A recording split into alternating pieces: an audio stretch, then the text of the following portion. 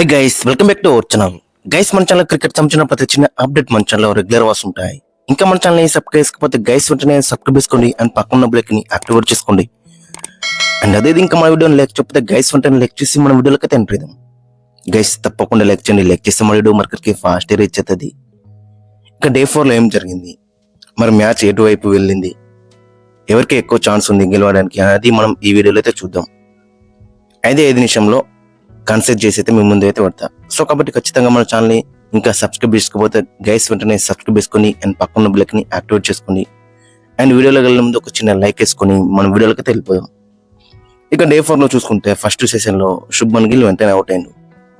ఇంకా తర్వాత ఎట్లా అనుకున్నాం, మరి కేఎల్ రాహుల్ చాలా కన్సిస్టెంట్ గా రన్స్ అయితే స్కోర్ చేస్తున్నాడు. క్లాస్ ఇన్నింగ్స్ అయితే మనకైతే కనబడేది ఒక ఎండ్ నుంచి అయితే.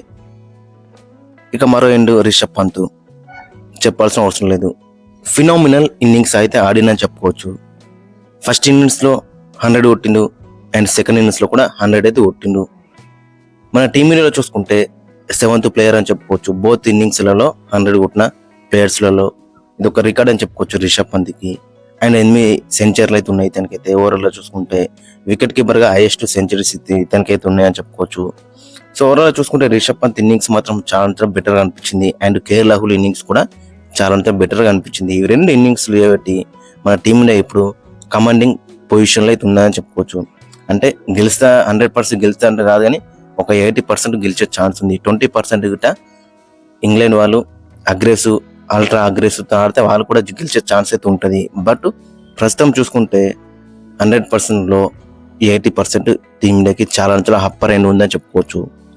ఇక డే 5 లో మనకు తెలుసుగా మరి బాల్ ఏ విధంగా బిహేవ్ చేస్తుందో. ఆల్రెడీ డే 4 లో కొంచెం అన్ఈవెన్ బౌన్స్ అయితే మనకైతే కనబడ్డది. అండ్ స్పిన్నర్ లో కూడా కొంచెం హెల్ప్ అయితే ఉంటుంది డే 5 లో. కాబట్టి చాలా బెటర్ అయితే ఉంటుంది ఈ మ్యాచ్ గెలవడానికి. బట్ మెయిన్ గా చూసుకుంటే బుమ్రాకి తోడుగా సిరాజు అండ్ ప్రసిద్ధి కృష్ణతో పాటు జడేజా దగ్గర నుంచి కూడా వికెట్స్ అయితే మనం అయితే ఎక్స్పెక్ట్ అయితే ఎత్తున్నాం. ఈ ముగ్గురు గిట్ట బుమ్రాకి సపోర్ట్ ఇస్తే చాలా బెటర్ అయితే ఉంటుంది. వికెట్స్ తీయకపోయినా కానీ ప్రసిద్ధి కృష్ణ కొంచెం లైన్ లెంత్ బరోబర్ వేసి రన్స్ ఇవ్వకపోతే బెటర్ అయితే ఉంటుంది. ఎందుకంటే అవతలపై బుమ్రా ఉన్నాడు కాబట్టి బుమ్రాకి కొంచెం సపోర్ట్ ఇస్తే బెటర్ అయితే ఉంటుంది రన్స్ ఇవ్వకుండా. అదే మెయిన్ టార్గెట్ అని చెప్పుకోవచ్చు. మరి ఈ డే 5 లో ఖచ్చితంగా డే 5 లో మనం చూసుకుంటే మెయిన్ గా రన్స్ అయితే లీక్ అయితే వేయద్దు. Proper line length and stick to basics ఇవి 2 ఫాలో అయితే ఖచ్చితంగా ఈ మ్యాచ్ 100% గెలిచే ఛాన్స్ అయితే ఎక్కువగా నడుతుంది. 370 అయితే వాళ్ళకైతే టార్గెట్ అయితే ఇచ్చిల్లు. మరి అక్కడ చూసుకుంటే మెయిన్ గా కేఎల్ రాహుల్ రిషబ్ పంత్ చాలా బెటర్ ఇన్నింగ్స్ కనబడేది. సాయి సూర్యవర్ధన్ దగ్గర నుంచి 30 కనబడ్డది.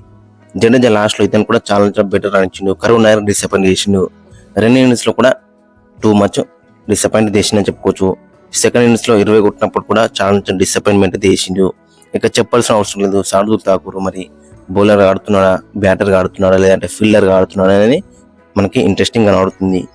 ఇక ఓవర్లో చూసుకుంటే లాస్ట్ లో ప్రసిద్ధి కృష్ణ కొట్టిన షాట్ కూడా ఒక 10 to 15 రన్స్ మనకి తక్కువైనా అని చెప్పుకోవచ్చు. ఆ షాట్ కొట్టకపోతే జడేజా నెక్స్ట్ ఓవర్ లో 2-3 పెద్ద హిట్స్ కొట్టేవాడు ఏమో కావచ్చు.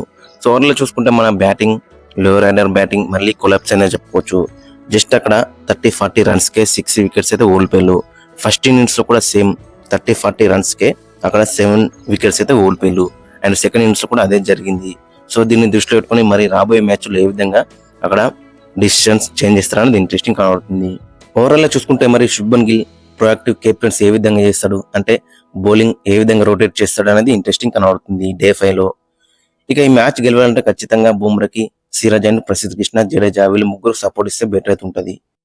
ఫ్రెండ్స్, మరి మీకు ఒపీనియన్ అయితే కింద కామెంట్స్ అయితే మెన్షన్ చేయండి.